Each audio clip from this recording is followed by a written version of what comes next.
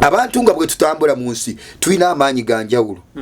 Waliwo amaanyi ag'obwakabaka bwa Sitaani ate waliwo n'amaanyi ag'obwakatonda. Amaanyi ag'obwakabaka bwa Sitaani gasobola okukola ebintu ne bibeerawo. Ate n'amaanyi ag'obwakabaka bwa Katonda gasobola okuteekawo ebintu. Kati omuntu alimu amaanyi ga Sitaani singa agenda neebaka ku mukyala, omwana azaalibwa oyo abeera mwana wa Sitaani. Mu kaseera k'abaana ba Katonda batandika okwegatta n'abantu. Abaana ba Katonda batandika kwegatta n'abantu b'omu nsi.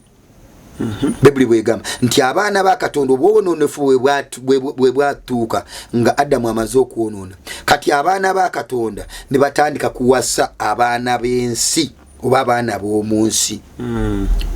Tulina abaana bayitibwa b'omu nsi be ba foreign angels. Kati ba foreign angels basobola okujja mu kifaananyi ky'omuntu najja ne yeegatta n'omukyala wo. Bw'oba toli musabi w'amaanyi, kati bwe yeegatta n'omukyala wo be bano b'owulira nti azadde omusota.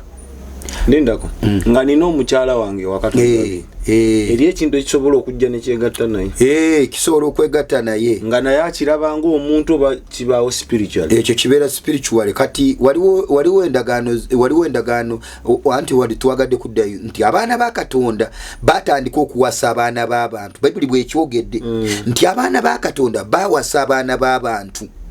Kati kitegeeza nti waliwo abaana ba Katonda n'abaana b'abantu. Kati nasabira omwana oli ng'amaaso gagendera, jjukira maama we ye tiyali mulokole mulungi. Bebana bagenda ng'awerekeddeko bbaawe bagenze mu kyaki naye nga mu mutima agenda irwa bbaawe.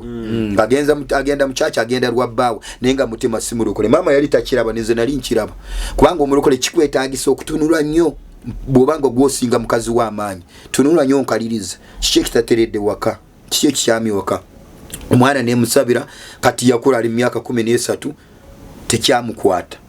Naye muganda wange oli ye agwensimbu nakati agwensimbu. Kati ali myaka nga 28 n'agwensimbu. Kitegeeza tagenda kufumbirwa, kati ani agenda kutwala wensimbu. Katonda bisaka itamuonya, tasobola muonya naawe ngata akola ebyamagero. Akola byamagero kyo batasobola kuonya wansi. Obono omusika talina maanyi yasikira oli ya. Anti ono taata wange yeba bamuyita muweereza.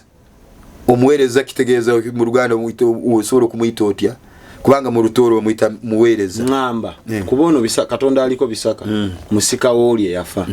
Obono yetalina maanyi ngaga Katonda ng'oli yasooka okufa. N'oli yasooka ogenda oli yasooka ogenda okufa yamuleka omwana oyo. Gambe omwana ine myaka 28 yaliwo bisaka yakafa juzi. Byaga talina kyayinza kukola. Yensonga lwe nabagamba tulina okweberera mu naffe. Tuleme kuba ng'endiga. Kubanga endiga yo bw'etambula etunudde wansi tesobola kumanya ebifo waggulu. Export TV to the world.